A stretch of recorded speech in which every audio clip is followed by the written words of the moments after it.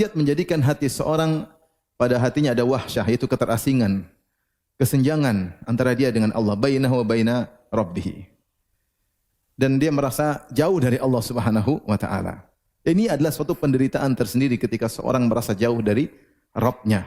Sehingga dia mau ke masjid, enak, dia membaca Quran rasanya berat. Kenapa? Dia merasa jauh dari Allah Subhanahu wa taala.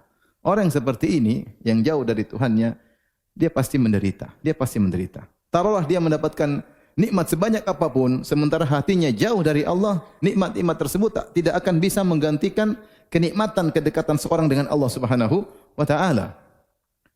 Kita lihat betapa banyak orang yang mungkin secara nikmat duniawi luar biasa, ketenaran dia punya, uang dia punya, wanita dia punya, mungkin jabatan dia punya, harta dia punya, tapi hidupnya sengsara. Sehingga dia akhirnya harus narkoba, dia harus minum khamar. Kenapa? Kenapa? Karena ada suatu kepenatan hidup, kesengsaraan yang ingin dia lepaskan. Maka dia cari jalan-jalan kebahagiaan yang tidak benar. Ya. Sementara kita dapat seorang mungkin tidak punya apa-apa. Harta tidak punya, rumah tidak punya, istri tidak punya alias jomblo. Tapi subhanallah dia bahagia, dia bisa tersenyum, dia bisa tenang, dia bisa tentram. Ya.